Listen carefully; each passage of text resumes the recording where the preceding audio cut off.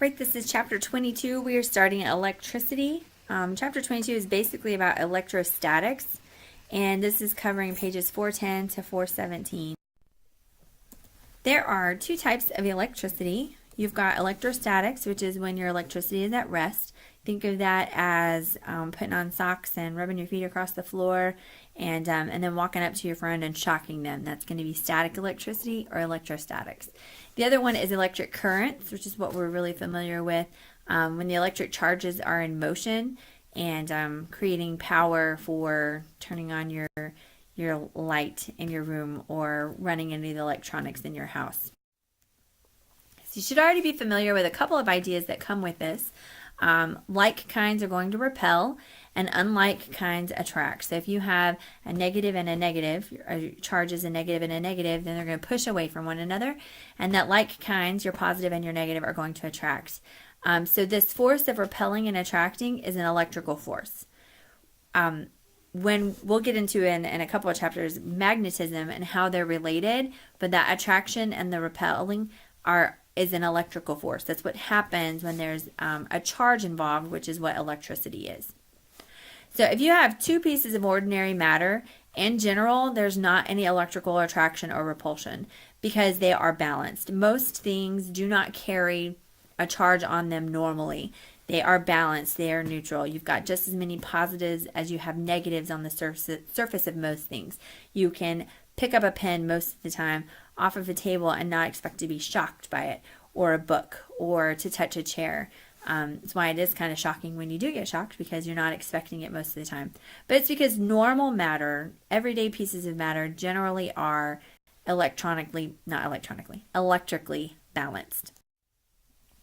So every atom is composed of a nucleus, which is going to be a positive, and it is surrounded by negatively charged electrons. So every atom has a nucleus that is positive, and you have negatively charged electrons around the outside. So all of those electrons are identical. You can take an electron from a hydrogen atom, an electron from a neon atom. They're going to be exactly identical. Electrons are all just alike. The protons, every proton is just alike. Every neutron is just alike. What makes that atom is the way they're put together. The formula for how many protons are in it and the way it behaves is how many electrons are in it. We've already discussed that, and you've had a whole year of chemistry, so you're like experts at that. So your protons and neutrons are in the nucleus. The protons carry the positive charge, neutrons carry no net charge. And generally, most things, the way they're electrically balanced is because they have as many electrons as they have protons, so that there is no net charge altogether.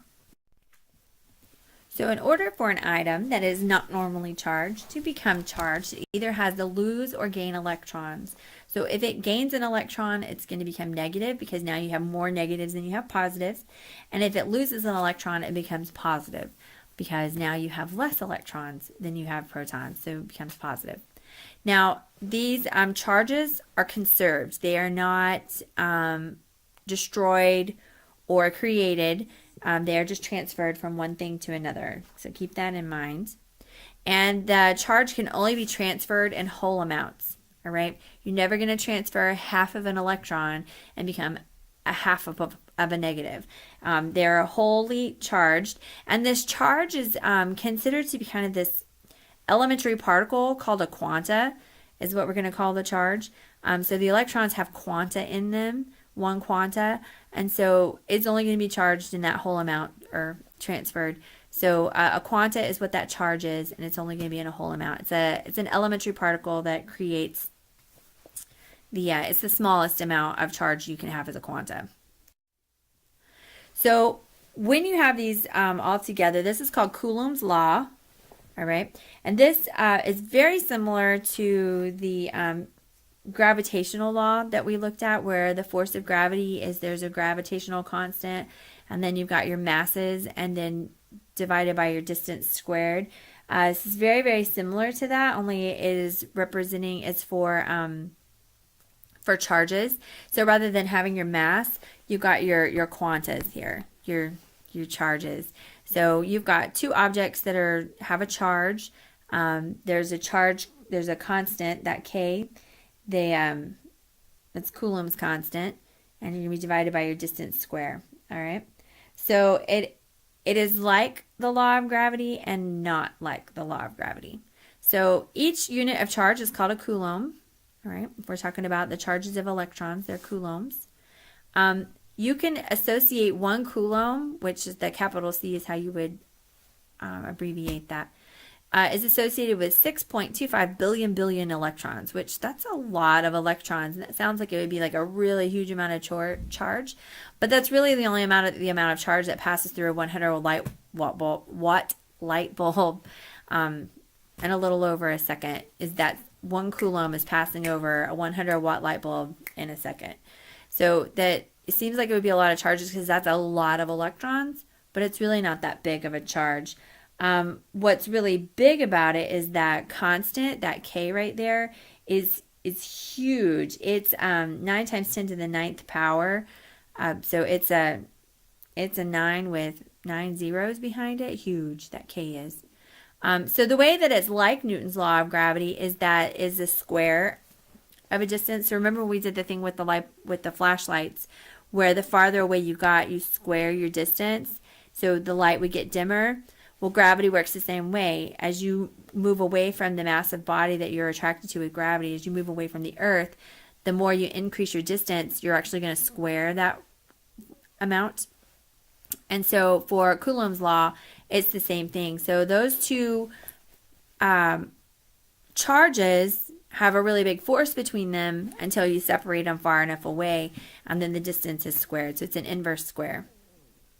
The way it's not like gravity is that gravity is only attractive while electrical forces can attract and repel. They do both.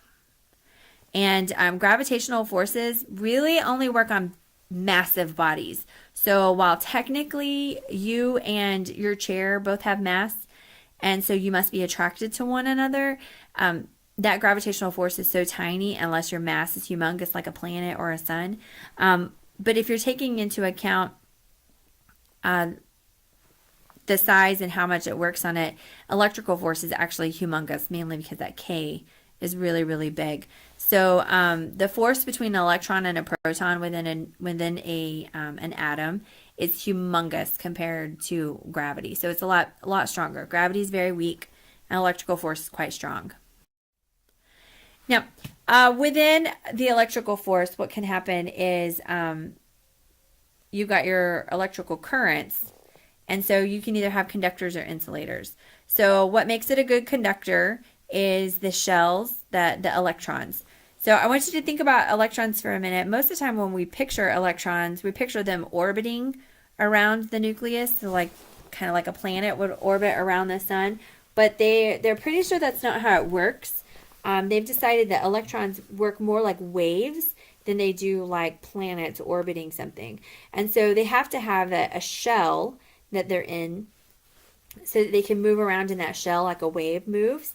And so if they're really loose in their outer shell, then they're easily transferred. Insulators tend to hold on to their electrons very tightly so they can't move around as much. Anything that is a good conductor of heat will be a good conductor of electricity. So metals are the best. They're really good conductors. That's why they're used for all the wiring in your electronic devices. Insulators, the electrons are bound very tightly and they don't flow easily. And then they tend to be poor conductors of heat. So like wood is a good insulator, so it would be a poor conductor. It's a good insulator for heat, so it would be a poor conductor of electricity as well. You would never use wood as the wiring in your electronic devices. So glass, rubber, those are going to be good insulators. Now there's a range in there. So if we took all the objects and we put them in order from being a good conductor to being a really good insulator, somewhere around the middle you've got semiconductors. So these tend to be objects that are neither really good conductors nor really good insulators, but if you change them just a little bit, they would be good one way or the other. So they can be made to become a good conductor or a good insulator. Now transistors are something that they use inside most electronics that are a semiconductor. What they'll do is they take some semiconducting material, like 2 plates of it, and they put them together They make transistors. And so what these are used for is to control the flow of currents in a circuit, is mainly for protection within your circuit. So semiconductors are used to make transistors. An example of this would be silicon. So silicon, I usually associate that word with computers. Now, a superconductor has zero resistance to the flow of charge. What they've actually found is that if you take a substance and you either make it really hot or you make it really cold, you can make a superconductor. And what happens in there is that now that energy, that electricity is flowing through that conductor, that superconductor, and it's not going to lose any heat. There's no heat loss involved because there's no resistance. And so you can get a really good transfer when you're using a superconductor. So there's no energy loss, there's no heat loss. These are usually at extremely high or extremely low temperatures. For a long time, they thought that they only happened at super low temperatures, as close to absolute zero as you could get. But it was in the late 80s that they discovered they could do them at high temperatures as well. So they've spent a lot of time. There's a lot of research going into superconductors, and the reason is because we sometimes have to transmit our power over long distances. If we can do that without losing any energy or any power or any heat to heat lost, then it's even better. So you're not losing it through entropy. Maglev trains is something that they've looked at that would be electromagnetic as well.